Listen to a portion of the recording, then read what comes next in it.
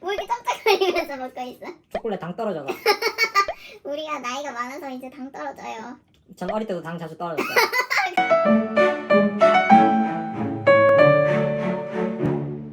안녕하세요. 시카고 언니예요. 우리예요. 미국에서 취업하는 방법 2편으로 비자에 대해서 얘기를 하려고 해요. 가장 많이 하는 고민이 비자죠. 저는 사실 정말 아무것도 가진 것 없이 아무 아는 사람도 없이 정말 미국에 맨 땅에 헤딩을 했거든요. 나는 진짜 비자 때문에 너무 힘들었고 그 비자에 대한 정보를 알기 위해서 너무나도 고생을 많이 했는데 미국에 일하는 많은 직장인들이 가지고 있는 H-1B 비자나 많이는 없지만 그래도 사용되고 있는 L1 주재원 비자를 저희가 가지고 있어요. 저는 L1 비자를 어떻게 받았는지 그리고 어떤 과정이 필요한지를 좀 나누고자 하고요.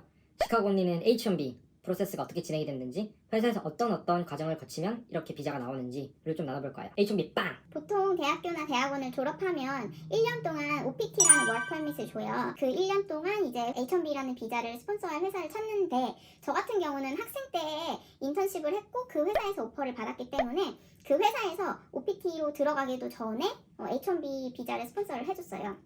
그리고 약간 특이한 케이스긴 한데 제가 인턴십 인터뷰를 봤을 때 인턴십 오퍼도 주셨지만 풀타임 오퍼도 같이 주셨어요. 근데 그렇게 한 이유 여러 가지 중에 하나가 H-1B는 추첨제이기 때문에 이 추첨에서 떨어지면은 사실 답이 없거든요.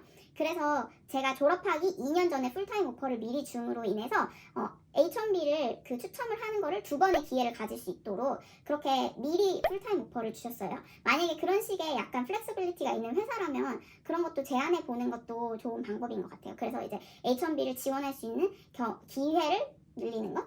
근데 저 같은 경우는 여기서 약간 좀 치명적인 실수를 했는데 H-1B 같은 경우 총 8만 5천 명을 1년에 뽑는 걸로 알고 있어요. 근데 그 중에 2만 명 같은 경우는 graduate degree라고 해서 뭐 대학원 이상을 졸업한 사람들이 들어갈 수 있는 캡이고 그 사람들이 만약에 여기서 2만 명을 뽑고 나머지 6만 5천 명 같은 경우는 전원 이 지원한 사람 전원 다 안에서 이렇게 뽑거든요.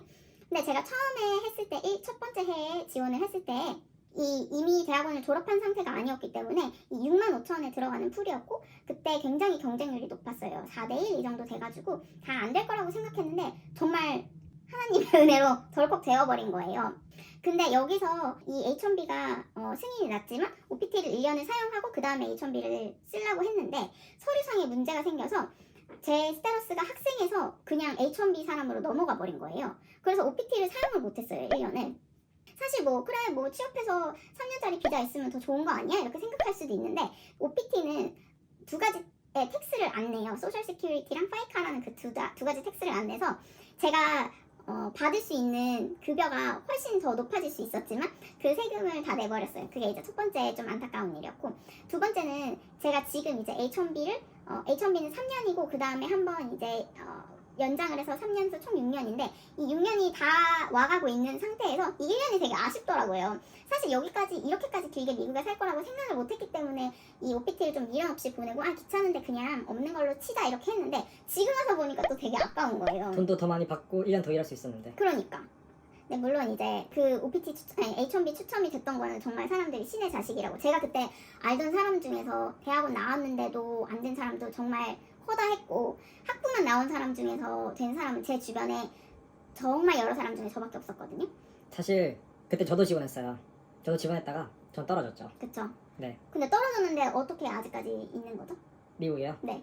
많은 사람들이 H-1B 비자는 취업 비자를 그냥 회사에서 지원만 해주면 이제 신청할 수 있는 거라서 많이들 선호하는 비자긴 한데 저는 떨어졌어요. 당연히 H-1B가 될 줄을 알고 저는 진짜 된 사람이 옆에 있었으니까.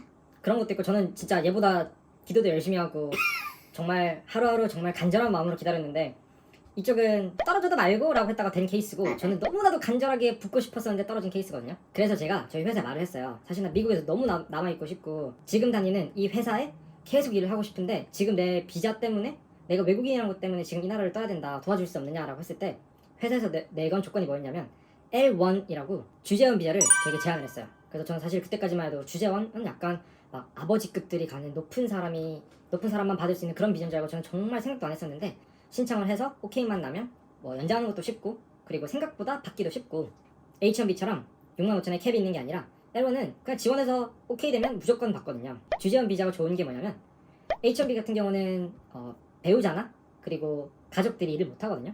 근데 L1 주재원 같은 경우는 배우자도 일을 할 수가 있어요. 몇 가지를 조금 더 얘기하면 오리가 가지고 있는 비자는 L1A라는 비자고 L1B라는 비자도 있어요. L1A는 주재원 매니지먼트. 저 핵 도비인데 근데 이제 포지션 자체가 그 매니저다 보니까 현실은 도비예요. 현실은 도비지만 그래서 이 비자가 7년까지 연장이 가능하고 L1B 같은 경우는 제가 알기로는 5년까지인 것 같아요. 그리고 L1A가 좋은 다른 점 중에 하나가 L1A라서는 아닌데 이제 주재원의 임원 경력이 있던 사람 같은 경우는 영주권을 신청할 때 1순위로 들어가요.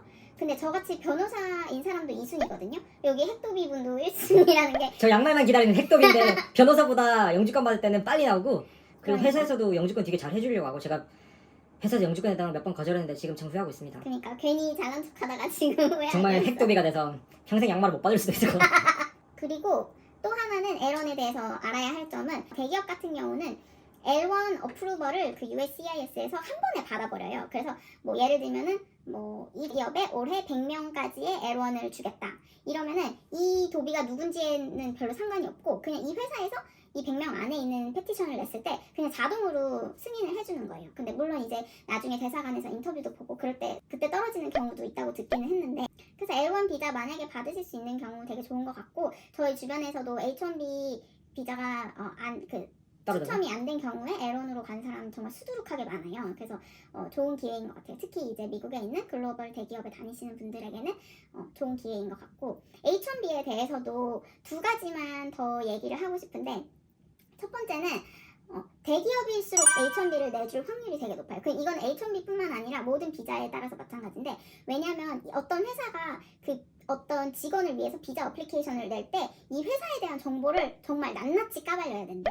왜냐면 이 회사가 이제 저희가 외국인으로 일할 때 비자를 내주기 전에 필수적으로 해야 하는 게 뭐냐면 어떤 비자인가는 상관없이 필수적으로 미국 안에서 이 사람과 같은 사람을 우리가 정말 열심히 찾아봤는데 없어. 그래서 어쩔 수 없이 오리를 뽑아야 돼. 이런 얘기가 이제 전달이 되어야 하거든요. 그리고 그런 모든 프로세스를 거치기 위해서 이 회사가 뭐 사람은 몇 명이고 재정은 어떻고 이런 거를 다 까발려야 되는데 이제 작은 회사 같은 경우 이 사람 한 사람을 위해서 이거를 다 까발리기가 조금 부담이 크죠. 근데 어차피 대기업 같은 경우는 1년에 비자도 막 몇백 명씩 내주고 몇천 명씩 내주고 하니까 뭐 그렇게 큰 부담이 없는 한 명 더 지원해준다고 큰 부담이 없더라고요. 그리고 어떤 경우도 있냐면 비자 어플리케이션 피랑 변호사 비용을 개인이 내라고 하는 그런 경우도 있다고 들었거든요. 근데 이거는 제가 알기로는 안 되는 걸로 알고 있고 회사가 스폰서하는 비자는 회사의 비용으로 처리가 돼야 한다고 알고 있어요. 그래서 맞아요. 그런 거는 만약에 회사에서 물론 그 정도의 레버리지 파워가 있다면은 회사에서 너가 변호사 비 내, 네가 어플리케이션 피 내 이러면은 그거 안 되는데요 이렇게 얘기 한번 할 수 있을 것 같아요. 저희가 했던 이야기들 대부분 사실 인터넷으로 찾을 수 있는 내용이기는 해요. 하지만 경험에서 나오는 것만큼 또 이제 좋은 설명이 있을까 해서 개인적인 이야기들을 좀 해봤어요. 근데 확실히 내가 비자를 준비하고 그걸 알아봤을 때 인터넷에서 보는 것보다 No! God, please, no! No! 그래서 더 궁금하신 점이나 그런 거 있으면 댓글로 달아주시면 저희가 바로 답변 드리도록 하겠습니다. 그러면 저희는 이만 가보겠습니다. 짜러 간다. 안녕!